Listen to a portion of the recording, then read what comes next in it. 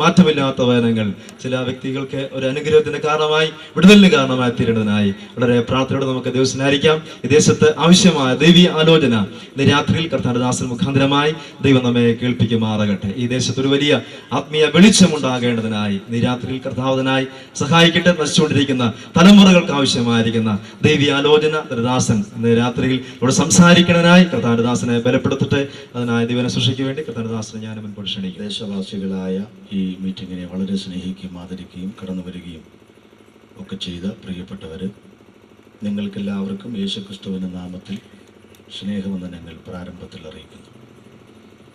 ഞങ്ങളുടെ ടീമിൽ നിന്നും പ്രിയ ഷാജു ബ്രദർ കൃതജ്ഞത രേഖപ്പെടുത്തി എങ്കിലും ഒരു വാക്കിൽ വീണ്ടും ഒരു നന്ദി പ്രകാശനത്തിന് ഒരുങ്ങുകയാണ്. ഈ മീറ്റിങ്ങിലേക്ക് ഞങ്ങളെ ക്ഷണിച്ച ഈ സഭയിലെ പാസ്റ്റർ, ബഹുമാനപ്പെട്ട ജോസ് പാസ്റ്റർ, തൻ്റെ കുടുംബം, അതുപോലെ ഈ സഭയിലെ ഉത്തരവാദിത്തപ്പെട്ട കമ്മിറ്റിയിലെ മെമ്പേഴ്സ്, സഭയിൽ കൂടി വരുന്ന സഹോദരി സഹോദരന്മാർ, അതുപോലെ വിവിധ സഭകളിൽ നിന്ന് കടന്നു വന്നിരിക്കുന്ന ദൈവദാസന്മാർ, ഞങ്ങൾക്ക് ഈ പ്രദേശങ്ങളിലൊക്കെ കടന്നു വരുവാനിടയായി തീർന്നത് നെല്ലിയാടി, മൃതാള തുടങ്ങിയിട്ടുള്ള സഭകളിലെ ന്യൂ ഇന്ത്യ ചർച്ചിലെ ദൈവദാസന്മാരാണ്. ആ കർത്തൃദാസന്മാർ, അവിടെയുള്ള ദൈവമക്കൾ, അതുപോലെ ഇന്ത്യ പെന്തക്കോസ്ത് ദൈവസഭയുടെ ഈ സെൻറ്ററിൻ്റെ ചുമതല വഹിക്കുന്ന അസോസിയേറ്റ് പാസ്റ്റർ ബഹുമാനപ്പെട്ട KC ജോൺ പാസ്റ്റർ, ഇതിന് സമീപത്തായി കർത്താവിൻ്റെ വേലയിൽ ആയിരിക്കുന്ന പല ദൈവദാസന്മാർ, ജോഷി പാസ്റ്റർ, പ്രിയ ബാബു പാസ്റ്റർ, ധാരാളം ദൈവദാസന്മാരെ പരിചയമുണ്ട്. ഈ കർത്തൃദാസന്മാർക്ക് എല്ലാവർക്കും സ്നേഹവന്ദനങ്ങളും കൃതജ്ഞതയും ഞങ്ങൾ അറിയിക്കുന്നു. വളരെ വ്യക്തപാടോടെ ഈ കഴിഞ്ഞ 3 ദിവസങ്ങൾ ഞങ്ങൾ ഈ സഭാ ഹാളിൽ തന്നെ ആയിരുന്നു. വിശ്രമവും ഭക്ഷണവും അങ്ങനെ എല്ലാ കാര്യങ്ങളും. വളരെ ഒരു ചെറിയ ആളാണ് ഇവിടുത്തെ പാസ്റ്ററിൻ്റെ ഭാര്യ, പക്ഷെ ഒത്തിരി വലിയ കാര്യങ്ങളാണ് ചെയ്തത്. വളരെ തിരക്കിട്ട് ഞങ്ങൾക്ക് ആവശ്യമായ ഭക്ഷണവും മറ്റ് കാര്യങ്ങളൊക്കെ ഇത്രയും ചെറിയ സൗകര്യത്തിൽ പലരും ഇങ്ങനെയുള്ള മീറ്റിങ്ങുകൾ നടത്തുവാൻ സൗകര്യമില്ല എന്ന് പറഞ്ഞ് നടത്താതിരിക്കുമ്പോൾ ഉള്ള സൗകര്യങ്ങൾ വളരെ നന്നായിട്ട് ഉപയോഗിച്ച് സമയാസമയത്ത് ഞങ്ങൾക്ക് വേണ്ടുന്ന ഭൗതികമായ കാര്യങ്ങളും ആത്മീയമായ കാര്യങ്ങളും ഒക്കെ ചെയ്ത ദൈവദാസനും അദ്ദേഹത്തിൻ്റെ കുടുംബത്തോടും ഒക്കെയുള്ള പ്രത്യേകമായ നന്ദി ഈ സമയത്ത് ഞങ്ങൾ അറിയിക്കുന്നു.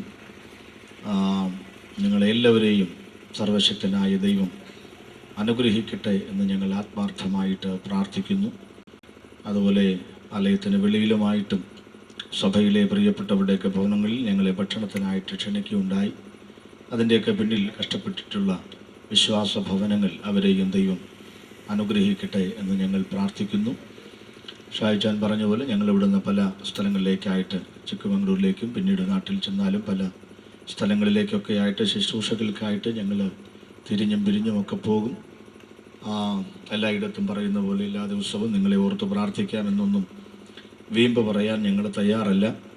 വല്ലപ്പോഴും നിങ്ങളെ ഓർക്കുകയും പ്രാർത്ഥിക്കുകയും ഒക്കെ ചെയ്യാൻ ശ്രമിക്കാം. നിങ്ങളും അപ്രകാരം ആയിരിക്കുമെന്ന് ഞങ്ങൾ പ്രത്യാശിക്കുന്നു. വീണ്ടും കർത്താവിൻ്റെ വരവ് താമസമെങ്കിൽ നമുക്ക് കാണുവാനും ഒരുമിച്ച് മഹത്വപ്പെടുത്തുവാനും കർത്താവ് നമ്മെ സഹായിക്കട്ടെ എന്ന് പ്രാർത്ഥിക്കുന്നു. എല്ലാവർക്കും, വിശേഷാൽ ഈ യോഗം നടക്കുന്ന സഭാഹാളിന് പരിസരത്തുള്ള ധാരാളം ഭവനങ്ങൾ, അവരെ ഓർത്ത് ഞങ്ങൾ ദൈവത്തെ സ്തുതിക്കുന്നു. ചിലരൊക്കെ കടന്നു വന്നിട്ടുണ്ടെന്നാണ് ഞങ്ങളുടെ വിശ്വാസം. ചിലരൊക്കെ പറഞ്ഞു, ഞങ്ങളുടെ വീടിൻ്റെ അങ്ങോട്ട് മൈക്ക് തിരിച്ചു വെക്കണം, പ്രസംഗം ശരിക്ക് കേട്ടുകൂടാ. ഞങ്ങൾ പറയായിരുന്നു, ചില സ്ഥലത്ത് ചെന്നാൽ അവർ പറയും, തിരിച്ചു വെക്കടോ മൈക്ക്, ഞങ്ങളുടെ വീടിൻ്റെ ഓട് വയ്ക്കരുത്, മാറ്റിവെക്കുക എന്ന് ചില പറയുന്ന ഒത്തിരി സ്ഥലങ്ങളെ ഞങ്ങൾക്കറിയാം. പക്ഷേ നെരിയ പ്രദേശത്തുള്ള മറ്റാളുകൾ പറഞ്ഞു, ഞങ്ങളുടെ വീട്ടിലോട്ട് മൈക്ക് ശരിക്ക് വെക്കണം, കേട്ടുകൂടാ. അങ്ങനെ പറഞ്ഞ വീട്ടുകാരെയൊക്കെ ദൈവം അനുഗ്രഹിക്കട്ടെ.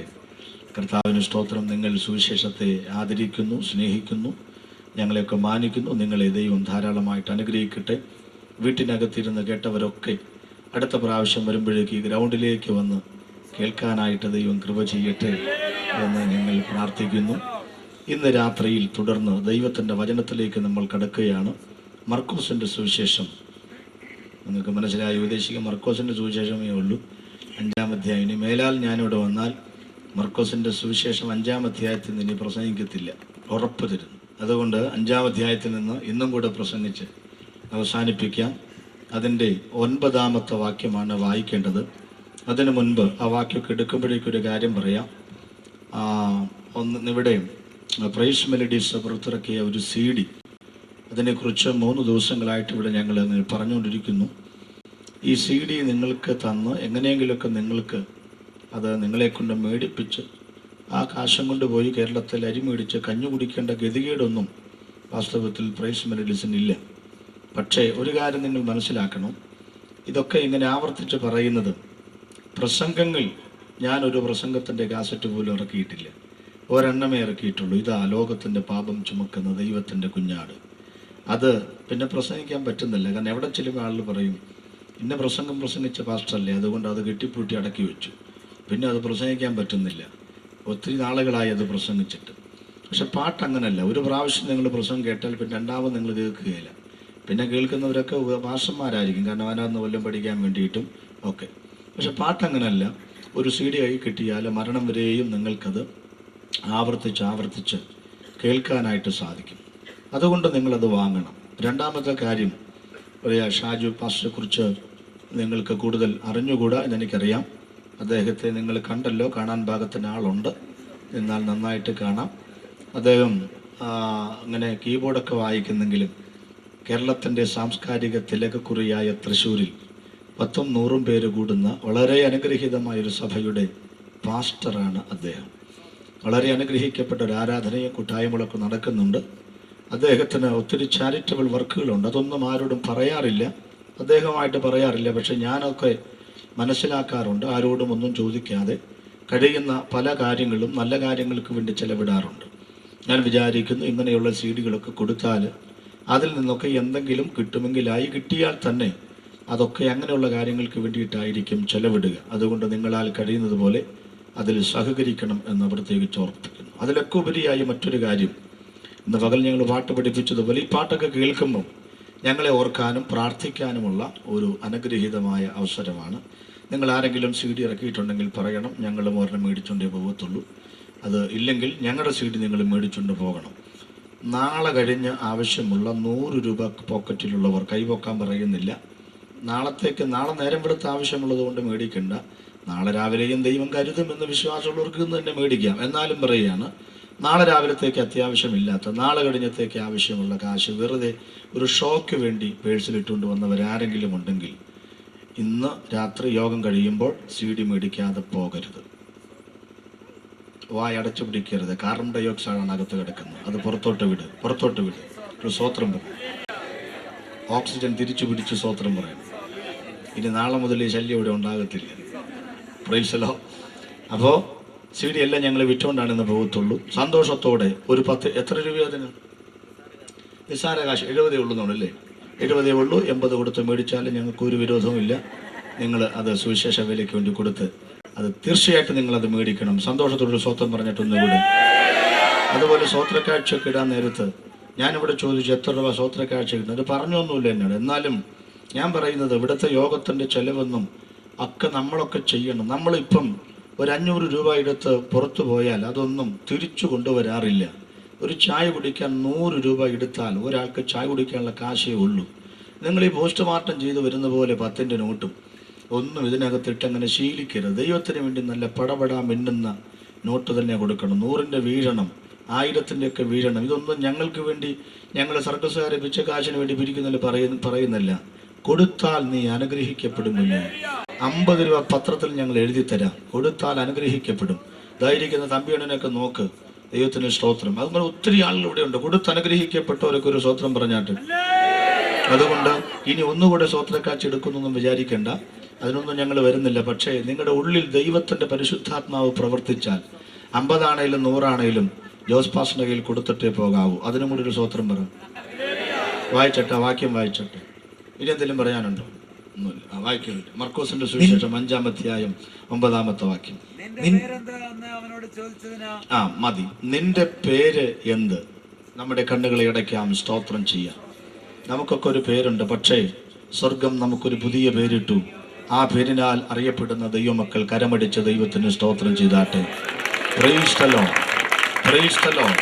നിന്റെ പഴയ പേര് മാറ്റിയ സന്തോഷം കയ്യിൽ നിന്ന് വരുന്ന ശബ്ദത്തിൽ കേൾക്കണം. Price the Lord.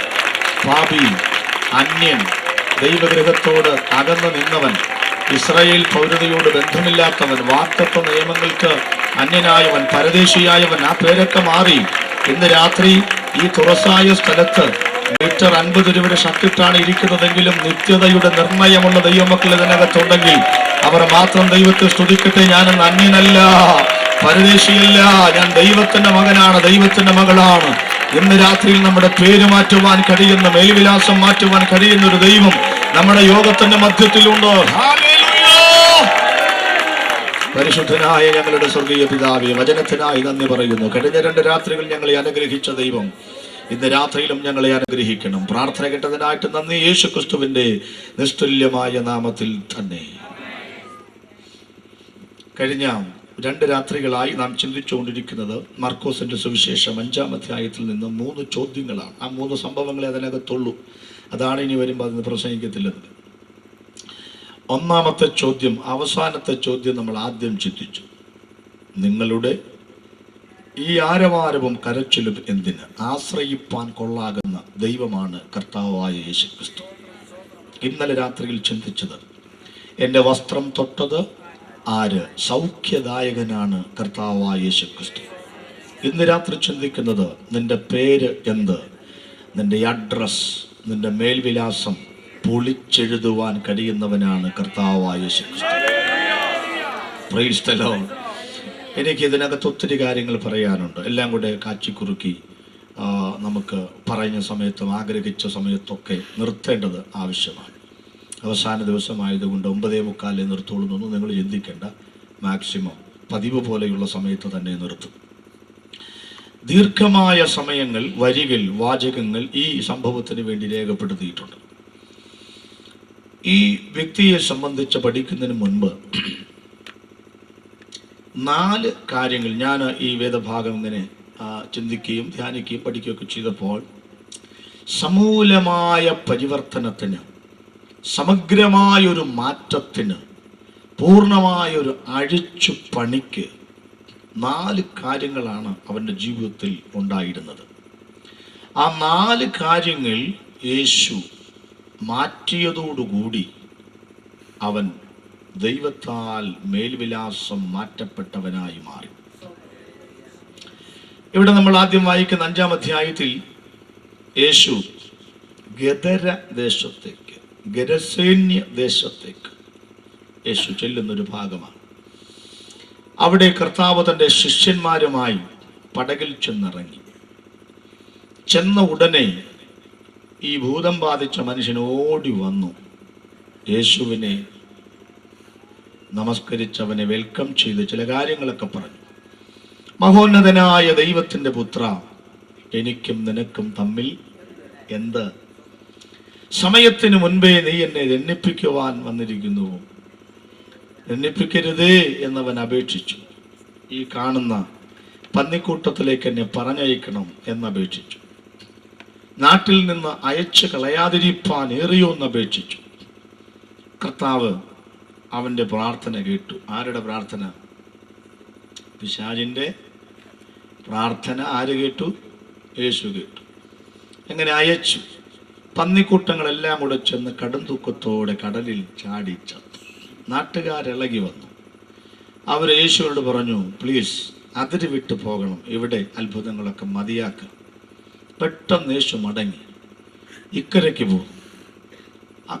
ഇക്കരയ്ക്ക് പോകാൻ നേരത്ത് ഈ രോഗസൗഖ്യം പ്രാപിച്ചവൻ യേശുവിനോട് പറഞ്ഞു, ഞാനും പോരട്ടെ. യേശു പറഞ്ഞു, വരണ്ട. യേശുവിൻ്റെ സ്വഭാവങ്ങളൊക്കെ പഠിച്ചാൽ വളരെ രസകരമാണ്. അതൊക്കെ നമുക്ക് അവസാന ഭാഗത്തേക്ക് വരാം. ചിലർ പറഞ്ഞു, വീട്ടിൽ ചെന്നിട്ട് വരാം, നീ വീട്ടിൽ പോകണ്ടെന്ന് പറഞ്ഞു. മര്യാദയ്ക്ക് എൻ്റെ പുറകെ വരാൻ പറഞ്ഞു. ഇവൻ വന്നേച്ചു പറഞ്ഞു, ഞാൻ വീട്ടിലും പോണില്ല, എങ്ങും പോണില്ല, നിൻ്റെ പുറകെ പോലും. വേണ്ട, മര്യാദയ്ക്ക് വീട്ടിൽ പോകാൻ പറഞ്ഞു. അങ്ങനെ യേശുവിന് ഓരോരുത്തരുടെയും മനസ്സറിയാം.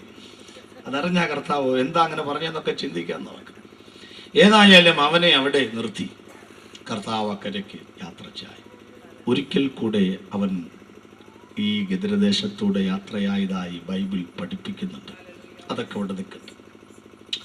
ഇതിനകത്തുള്ള കുറേ കാര്യങ്ങളിൽ എനിക്കിഷ്ടപ്പെട്ട ആമുഖത്തിൽ ചില കാര്യങ്ങളുണ്ട്. ഈ പിശാചിനെ കുറിച്ച് സമഗ്രമായൊരു പഠനം സഭാ ചാർജിലൊക്കെ ഞാൻ ഇരിക്കുമ്പം നടത്തിയിട്ടുണ്ട്. 10 സ്ഥലങ്ങളിൽ ഞാൻ പാസ്റ്ററായി 25 വർഷം കർത്താവിൻ്റെ വേല ചെയ്തു. ഞാൻ ഇപ്പോഴും ഓർക്കുന്നു, ഒരു സഭയിൽ ഞാൻ പിശാചിനെ കുറിച്ച് മാസങ്ങൾ പഠിപ്പിച്ചു. അതിൻ്റെ ഫലം ക്ലാസ്സിൻ്റെ അവസാനം വന്നപ്പോൾ ആരുമില്ല ക്ലാസ്സിൽ. സഭയിൽ നിന്ന് പോലും ആളുകൾ പോകാൻ തുടങ്ങി. അപ്പം എനിക്ക് മനസ്സിലായി, പിശാചിനെ കുറിച്ചല്ല പഠിപ്പിക്കേണ്ടത്, യേശുവിനെ കുറിച്ചാണ്. എന്നാലും കുറച്ചൊക്കെ കാര്യങ്ങൾ അവനെക്കുറിച്ച് നമ്മൾ അറിഞ്ഞിരിക്കണം. കുറച്ച് കാര്യങ്ങൾ പിശാചിനെ കുറിച്ചൊക്കെ ക്ലാസ് എടുത്തപ്പം ലൈറ്റ് പോലും പോയ ഒത്തിരി സന്ദർഭങ്ങൾ ഞാൻ ഓർക്കുന്നുണ്ട്. ഒരിക്കൽ പെട്രോൾ മാക്സ് അങ്ങ് കെട്ടുപോയി. ഉടനെ ഒരാൾ പറഞ്ഞു, അയ്യോ അത് മങ്ങിയതല്ല, അത് അവൻ മക്കിച്ച് കളഞ്ഞതാന്ന് പറഞ്ഞു. മക്കിച്ച് കളഞ്ഞതാണ്. അങ്ങനെ ധാരാളം കാര്യങ്ങൾ ഉണ്ടായിട്ടുണ്ട്. പക്ഷെ ഞാൻ അന്നൊക്കെ പഠിച്ചപ്പം ഞാൻ ചില കാര്യങ്ങൾ തിരിച്ചു പറയാറുണ്ട്. അതായത് പിശാചിനെ നോക്കിയും ചില കാര്യങ്ങൾ പഠിക്കാം. അത് ആദ്യം കേൾക്കുമ്പോൾ നമുക്ക് തോന്നും പിശാചിനെ നോക്കിയാണ് ഓരോ കാര്യം പഠിക്കുന്നത്. അതിൻ്റെ അർത്ഥം ഞാൻ പറയാം. ഈ പിശാചെന്നും പറഞ്ഞ ഒരെണ്ണത്തെ ദൈവം സൃഷ്ടിച്ചിട്ടില്ല, ദൂതന്മാരെയാണ് സൃഷ്ടിച്ചത്. ദൈവത്തിൻ്റെ സൃഷ്ടിയുടെ പ്രത്യേകത എന്നാണെന്നറിയാമോ? തൻ്റെ സൃഷ്ടിയിൽ ദൈവത്തിൻ്റെ അംശം എവിടെയെങ്കിലും കാണും. അതാ മനുഷ്യനിലാണ് ആ അംശം കൂടുതലുള്ളത്, തൻ്റെ സ്വരൂപത്തിലും സാദൃശ്യത്തിലും. 5 വ്യാഖ്യാനമാണതിന്. അപ്പൊ ദൂതന്മാരെയും ദൈവം സൃഷ്ടിച്ചതാണ്. അതുകൊണ്ട് അവരിലൊക്കെ ചില നല്ല ഗുണങ്ങളുണ്ട്. ഇവൻ പാപം ചെയ്ത് പിശാചായതിനു ശേഷവും ഈ ചില നല്ല ഗുണങ്ങൾ അവൻ കൈവിട്ടിട്ടില്ല. ദൈവമക്കൾ അതൊക്കെ ഒന്ന് പഠിക്കുന്ന നല്ലതാ. ഏത് പിച്ചക്കാരനിലും PhD എടുത്തവരിലും നല്ല ഗുണങ്ങൾ കണ്ടാൽ പകർത്തിക്കൊള്ളണം. കാരണം അത് അവന്റെ അല്ല, അവന് സൃഷ്ടിച്ച ദൈവത്തിന്റെ. ഒന്നുകൂടെ വ്യക്തമാക്കാം.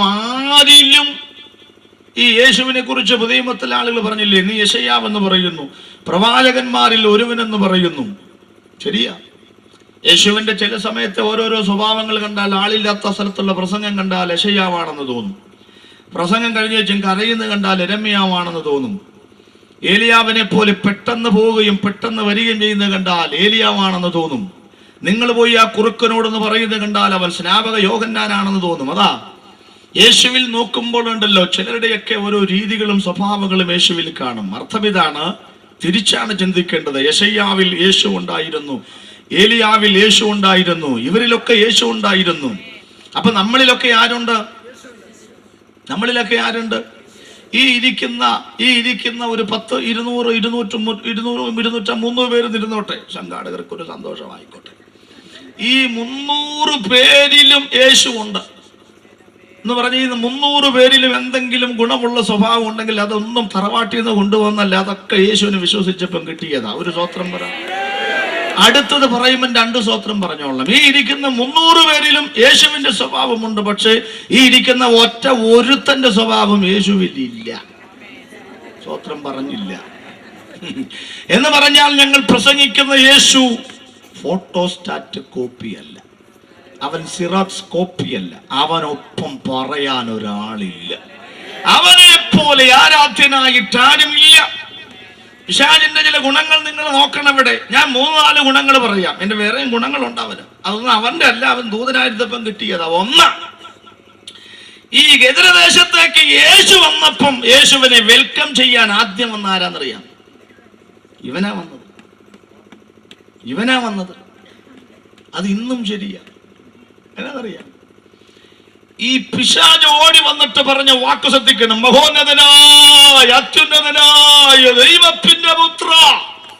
അർത്ഥം, യേശു ആരാണെന്ന് അവൻ അറിയാം. അപ്പൊ അതുകൊണ്ട് കാര്യം ശ്രദ്ധിച്ചോളണം.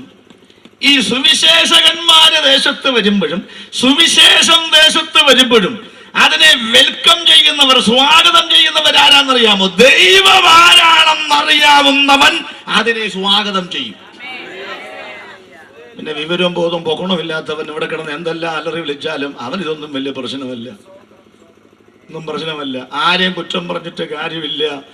ദൈവത്തെ അറിയാവുന്നവൻ, ഇവനാണ് സത്യദൈവമെന്നറിയാവുന്നവൻ, ഈ കാര്യങ്ങളെ അവൻ അഡ്മിറ്റ് ചെയ്യും. മനസ്സിലായവർക്കായി ദൈവത്തെ സ്തുതിക്കുന്നു. യേശു വന്നതാണ് അവർ ഒന്നാമത്തെ ഗുണം. യേശുവിനെ അവരെ വെൽക്കം ചെയ്തു, സ്വാഗതം ചെയ്തു. രണ്ടാമത്തെ കാര്യം കേൾക്കണം, പിശാചിന്റെ ഒരു അറിവ് നോക്കണം. സമയത്തിന് മുൻപേ. അപ്പൊ എല്ലാറ്റിനും ഓരോ സമയം നിശ്ചയിച്ചിട്ടുണ്ടെന്ന് ആർക്കറിയാം? ഞാനാണ് ഇവിടുത്തെ മനുഷ്യർക്കറിയാമല്ല. നമ്മൾ ചോദിക്കുന്നു, നിങ്ങൾ എങ്ങോട്ടാ പോകുന്നത്? രക്ഷിക്കപ്പെട്ടു, ജ്ഞാനപ്പെട്ടു, മരണശേഷം എങ്ങോട്ടാ പോകുന്നത്? ആർക്കറിയാം? അതങ്ങനെ പോകുന്ന പോലെ ഉണ്ട്. രക്ഷിക്കപ്പെടാനും പറഞ്ഞാൽ നാളെയായിട്ടെന്നൊക്കെ പറഞ്ഞ് ഞാൻ ഒരു ഉദാഹരണമൊക്കെ പറയാറുണ്ട്. രക്ഷിക്കപ്പെടാൻ ഒരച്ഛാൻ ചെന്ന് പറഞ്ഞപ്പോൾ ഒരാൾ പറഞ്ഞു, മകൻ്റെ ജോലി കിട്ടണം, മകളുടെ കല്യാണം നടക്കണം, ഒരു മകൾക്ക് പിന്നെ നഴ്സിംഗിന് അഡ്മിഷൻ കിട്ടണം. മൂന്നും ശരിയായിട്ടും പുള്ളി രക്ഷിക്കപ്പെട്ടില്ല. പുള്ളി പറഞ്ഞൊരു വാക്കുണ്ടായിരുന്നു, ഉപദേശി പൊക്കോ നേരെ ആയിക്കൊള്ളാം. നേരെ ആയില്ല, അറ്റാക്ക് വന്ന് ചത്തുപോയി. ഉപദേശി എന്ന് ആ സമയത്ത് അദ്ദേഹം അനുശോചനം പറയുന്നിടത്ത് പറഞ്ഞു, പ്രിയപ്പെട്ടവരെ, ഞാൻ ഈ സ്ഥലത്ത് വരുമ്പോഴെല്ലാം വർക്ക് എന്നോട് പറയും, ഉപദേശി പൊക്കോ നേരെ ആയിക്കൊള്ളാം, ഉപദേശി പൊക്കോ നേരെ ആയിക്കൊള്ളാം. എന്നാലും എൻ്റെ വർക്ക് ഒറ്റ രാത്രി കൊണ്ട് നീ ഇങ്ങനെ വടി പോലെ നേരെയാകുമെന്ന് ഞാനും വിചാരിച്ചില്ല. എപ്പോഴാ പ്രിയപ്പെട്ടവരെ സമയം? അടുത്ത കൊല്ലമാകട്ടെ, അടുത്ത യോഗത്തിന് വരാമെന്ന് ചിന്തിച്ചിരിക്കണം. നീ കാണുമെന്ന് ആർക്കറിയാം? ഇപ്പോഴാകുന്നു രക്ഷാദിവസം, ഇപ്പോഴാകുന്നു സുപ്രസാദകാലം. പിശാചിന് പോലും അവന് സമയം ഏതാണെന്നറിയാം. അങ്ങനെയാണെങ്കിൽ ഇന്ന് രാത്രിയിൽ രക്ഷിക്കപ്പെടുവാനുള്ള നിർണയത്തിന്റെ സമയം തിരിച്ചറിയാതെ ഇന്ന് രാത്രി കണ്ണടച്ചുറങ്ങരുത്. മൂന്നാമത്, അവന്റെ അന്ത്യം, അവന്റെ ഭാവി എന്താണെന്ന് അവനറിയാം. അവൻ പറഞ്ഞു, സമയത്തിന് മുൻപ് എന്ത് ചെയ്യരുത്, എണ്ണിപ്പിക്കരുത്. അപ്പൊ അവന്റെ അവസാനം എന്നാന്ന് അവനറിയാം, ദണ്ഡനമാ. മനുഷ്യ ചോദിക്കാം, നിങ്ങൾ അവസാനം എവിടേക്കാ പോണേ? മരണശേഷം എവിടേക്കാ പോണേ? അതൊക്കെ മനുഷ്യനാണോ തീരുമാനിക്കുന്നത്? അതൊക്കെ ദൈവത്തിലിരിക്കുന്നത്, നമ്പരാൻ അങ്ങ് തീരുമാനിക്കുന്ന കഴിഞ്ഞാൽ പറയുന്നത്. അങ്ങനെ എല്ലാ കാര്യവും നമ്പരാൻ തീരുമാനിക്കാൻ നീ വിട്ടുകൊടുക്കുന്നില്ലല്ലോ. ഈ ഒറ്റ കാര്യമാണല്ലോ നീ തീരുമാനിക്കാൻ വേണ്ടി വേറെ ഒരു കാര്യത്തിനും ഈ ഒരൊറ്റ കാര്യമാണല്ലോ വിട്ടുകൊടുക്കുന്നത്. ചില പറയും, ഇങ്ങനെ അങ്ങ് പോകുന്ന പോലെ പോട്ടുന്നു. എങ്ങനെ പോട്ടുന്നു? എന്റെ മനുഷ്യ, ഒരു നുകത്തിന്റെ കീഴ് ഒരു കാളയെ കിഴക്കോട്ടും ഒരു കാളയെ പടിഞ്ഞാറോട്ടും പൂട്ടിയിട്ട് ഇങ്ങനെ അങ്ങോട്ട് പോട്ടേന്ന് പറഞ്ഞാൽ പോകൂ? ദൈവത്തിന്റെ ഇഷ്ടപ്രകാരം ജീവിക്കാനുള്ള നീയോ കിഴക്കോട്ടും പടിഞ്ഞാറോട്ടും രണ്ട് സ്വഭാവത്തിൽ ജീവിച്ച ഒരു ഇഞ്ച് പോകാൻ പറ്റത്തില്ല. അന്തനാളുകൾ ഭാവി എന്താകുമെന്ന് തീരുമാനിക്കാൻ നിനക്ക് പറ്റും.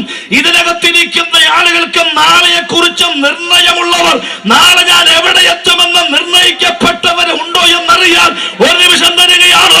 ഈ ദേശത്തോട് ഞങ്ങൾ പറയുകയാണ്, നാളെ ഞങ്ങൾ എവിടെ എത്തുമെന്ന് നിർണയമുള്ള ദൈവത്തിന്റെ മക്കൾ കരമുയർത്തി ദൈവത്തിന് സ്തോത്രം ചെയ്യട്ടെ. ഇപ്പൊ ഈ പറഞ്ഞ ഹല്ലേലൂയയും സ്തോത്രമൊക്കെ കഫ്തരാക്കാരന്റെ അടുത്ത് പോയി കിട്ടിയതല്ല. ഇതൊക്കെ വചനത്തിലൂടെ ജീവിച്ചിരിക്കുമെന്ന് നിർണയം കിട്ടിയതാണ്. പിശാചിന് പോലും അറിയാം അവന്റെ അന്തം എന്താകുമെന്ന്. ഇന്ന് രാത്രി അവന്റെ ക്വാളിറ്റി ചിലതൊക്കെ നീ പിടിച്ചെടുക്കണം. നാലാമത്തെ കാര്യം കേൾക്കണോ? അവൻ ഭയങ്കര പ്രാർത്ഥനാ മനുഷ്യനാണ്.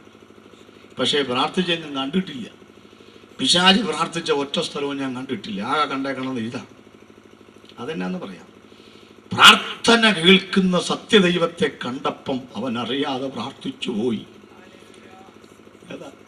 3 പ്രാവശ്യമാണ് അവിടെ പ്രാർത്ഥിച്ചത്. 1, സമയത്തിന് മുൻപേ ദണ്ഡിപ്പിക്കരുത് എന്നപേക്ഷിച്ചു. 2, അതൊരു നോർമലി പ്രാർത്ഥനയാണ്, സാധാരണ ദണ്ഡിപ്പിക്കരുത് എന്ന് പ്രാർത്ഥിച്ചു. 2ാമത് കുറച്ചും കൂടെ കൂടിയ പ്രാർത്ഥന, ഈ നാട്ടിൽ നിന്നും ഞങ്ങൾ അയക്കരുത് എന്ന് ഏറിയോ അപേക്ഷിച്ചു എന്ന് പറഞ്ഞ മുട്ടുമടക്കി പ്രാർത്ഥിക്കുന്ന 2ാമത്തെ പ്രാർത്ഥന. ഒക്കെ വീട്ടിൽ പോയി വായിച്ചോളാം. 3ാമത്തെ പ്രാർത്ഥന ഒരു സാമാന്യ യുക്തിക്കും ബുദ്ധിക്കും നിരക്കുന്നത്, അഥവാ ഞങ്ങളെ വിടുകയാണെങ്കിൽ ആ പന്നി കൂട്ടത്തിലേക്ക് അയക്കണം, ഒരു റിക്വസ്റ്റ്.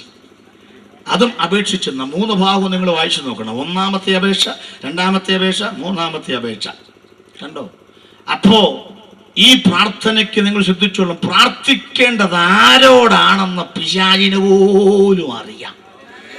കണ്ണിൽ കണ്ടതിന്റെയും കവലക്കിരിക്കുന്നതിന്റെയും 3/4 ചക്രത്തിന് വിലയില്ലാത്ത മരമുട്ടിയുടെയും മുൻപിൽ പിശാച് പോലും വീഴപ്പില്ലെങ്കിൽ ഇന്ന് രാത്രി അകം കണ്ണ് തെളിഞ്ഞവർക്കായി ഞാൻ എന്റെ ദൈവത്തെ സ്തുതിക്കുന്നു.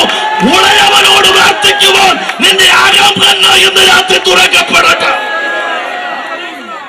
ചോദ്യം, പിശാച് പ്രാർത്ഥിച്ച ദൈവം കേൾക്കോ? എന്താ സംശയം? അവിടെ അങ്ങനെ വായിക്കുന്നത്, കർത്താവ് പ്രാർത്ഥന കേട്ട്. പിശാച് പ്രാർത്ഥിക്കുമോ എന്നുള്ള ചോദ്യം ചോദിച്ചു. നേരെ പ്രാർത്ഥന കേൾക്കുന്ന ദൈവത്തെ കണ്ടാൽ പിശാച് പോലും പ്രാർത്ഥിച്ചു. അങ്ങനെ ഒരപേക്ഷയും നമുക്ക് പ്രത്യേകിച്ച് പറയാനില്ലെങ്കിലും മുഖ്യമന്ത്രിയോട് വരികയാണെങ്കിൽ എന്തെങ്കിലും അപേക്ഷ നമ്മൾ ഉണ്ടാക്കി കൊടുക്കും. കണ്ടോ? എന്തെങ്കിലും റോഡ് അറിയിട്ടില്ലെന്നോ, എൻ്റെ വീട്ടിലേക്ക് പൈപ്പില്ലെന്നോ, കാരണം എന്തെങ്കിലും കൊടുക്കും. കാരണം ഇത് ഒരു ഉത്തരവാദിത്തമുള്ളതായി വരുന്നത്. സ്വോത്രം പറ. അപ്പൊ ഉത്തരവാദിത്വമുള്ളവനെ കണ്ട പിശാച് പോലും പ്രാർത്ഥിച്ചു പോകുമെന്നും ഇനി യേശു പ്രാർത്ഥന കേട്ടതിന്റെ മറുപടി എന്താണെന്നറിയാം? അത് പറയാം. ഈ നേരെ ചൊവ്വയുള്ള പ്രാർത്ഥന പിശാച് പ്രാർത്ഥിച്ചാലും ദൈവം കേൾക്കും. നേരെ ചൊവ്വയല്ലാത്ത പ്രാർത്ഥന എത്ര ഉന്നതനാന്ന് പറഞ്ഞാലും ദൈവം കേൾക്കുകയില്ല. ഇനി യേശു ക്രിസ്തു പ്രാർത്ഥന കേൾക്കാനുള്ള കാരണം എന്നാന്ന് ഞാൻ നോക്കിയപ്പോൾ 2-3 കാരണം കണ്ടെത്തി. അതിനകത്ത് എന്നാന്നറിയാമോ? ഒന്നാമത്തെ, പ്രാർത്ഥന വളരെ സ്ട്രെയിറ്റാണ്, നേരിട്ട പ്രാർത്ഥന, ഇടയ്ക്കൊരുത്തനില്ല. നേരിട്ട് കണ്ടപ്പം ഇവര് പറയാണ്, പത്രോസ് എക്സ്ക്യൂസ് മീ, ഞങ്ങളുടെ കാര്യം ഒന്ന് പറ പത്രോസെ, ഞങ്ങൾക്ക് വേണ്ടി അപേക്ഷിക്കണമേ. നേരിട്ട് കണ്ടപ്പം മനസ്സിലായി ഇപ്പൊ വീണ കാര്യം നടക്കും. ഒരു മധ്യസ്ഥനുമില്ലാതെ നേരിട്ട് യേശുവിനോട് പ്രാർത്ഥിച്ചപ്പം യേശുവിന് മനസ്സിലായി ഇത് റൂട്ട് ക്ലിയറാ, മറുപടി കൊടുക്കാതിരിക്കാൻ പറ്റത്തില്ല. രണ്ടാമത്തെ മറുപടി യൂണിറ്റി എന്ന് പറഞ്ഞാൽ ഐക്യത. ഞാനത് വായിച്ച് ചിരിച്ചു, ചിന്തിച്ചു. ഒരുമിച്ചൊരു പ്രാർത്ഥനയാണ്. ഞങ്ങളെന്നാണ് ബഹുവചനം. ഞങ്ങളെ എന്ന് പറഞ്ഞാൽ എത്ര ഉണ്ടാകാന്നറിയാമോ? ദാനിയേൽ റെഫറൻസ് ബൈബിളിലൊക്കെ കൊടുത്തിരിക്കുന്ന 6000 എന്നാണ്. ഞങ്ങൾ പലരാകുന്നു. ലഗ്യോൻ ഒരു ബറ്റാലിയൻ എന്നാണ്. 6000 എന്നാണ് പൊതുവെ ആളുകൾ സ്വീകരിച്ചിരിക്കുന്ന കണക്ക്. നിങ്ങൾ 2000-3000 ആക്കിയാൽ എനിക്ക് വിരോധമൊന്നുമില്ല. 6000. ഈ 6000 എണ്ണം പറഞ്ഞത് ഞങ്ങളെ 5000 എണ്ണത്തിൽ അയക്കണം, ബാക്കി 1000 അവിടെ ഇരുന്നോട്ടെ എന്നല്ല. ആ യൂണിറ്റി നിങ്ങൾ കണ്ടോ? ഞാനത് ഓർത്ത് ദൈവത്തെ സ്തുതിച്ചു. എന്നറിയാമോ? 10-12 കൊല്ലമായി ഈ ഒരൊറ്റ ശരീരത്തിൽ 6000 എണ്ണം കഞ്ഞിയും കുടിച്ച് കപ്പയും തിന്ന് യാതൊരു തമ്മിത്തല്ലുമില്ലാതെ, യാതൊരു വഴക്കമില്ലാതെ, യാതൊരു ഡിനോമിനേഷൻ സ്പിരിറ്റും ഇല്ലാതെ 6000 എണ്ണം ഒറ്റ നീർക്കോലിയുടെ അകത്ത് താമസിക്കുക. ഇവനെ പോലെ യൂണിറ്റി നമ്മുടെ പെന്തിക്കോസുകാർക്ക് ഉണ്ടായിരുന്നെങ്കിൽ സ്വത്രം ഒരു കല്ലേലി അങ്ങ് പറയുന്നു. എന്റെ ദൈവമേ, ഇവിടെ IPC-യും APC-യും UPC-യും CPC-യും എല്ലാം കൂടെ ചേർന്ന് സംഗതി കുളമാക്കിയിരിക്കുക എന്ന് പറഞ്ഞ ഡിനോമിനേഷൻ വേണ്ടെന്നല്ല ഈ പറയുന്നത്. ഒരുമിച്ച് നിൽക്കാമെങ്കിൽ ദേശത്തെ ദൈവം നമ്മുടെ കയ്യിൽ തരുമെന്നായി പറഞ്ഞത്. മനുഷ്യർക്ക് മാത്രമേ ഒരുമിച്ച് നിൽക്കാൻ പറ്റാത്തതുള്ളൂ.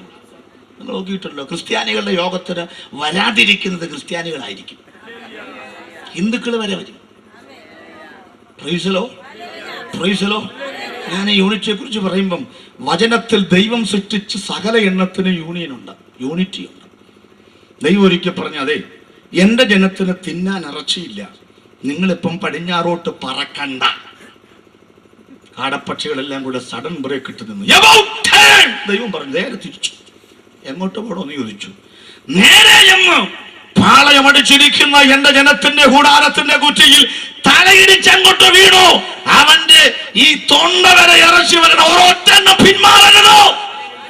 ലക്ഷക്കണക്കിന് കാടപ്പക്ഷികൾ ജീവനർപ്പിക്കുവാൻ ദൈവത്തിന്റെ വാക്ക് കേട്ട് പാളയത്തിൽ കിടക്കുന്ന അവരുടെ കൂടാരത്തിന്റെ കുറ്റിക്കിട്ട് ചെന്ന് ഇടിച്ചു. രക്തം അവിടെ കിടക്കാൻ കഴിഞ്ഞു. ഒരു യൂണിറ്റി അവർക്കുണ്ടായിരുന്നു. ദൈവം പറഞ്ഞ ചാകാൻ തയ്യാറാ. സകല എണ്ണോ കൂട്ടമായിട്ട് പോകുന്ന മീനിനോട് ദൈവം പറഞ്ഞു, ഞാൻ പറയുമ്പം കയറിയിച്ചാൽ മതി.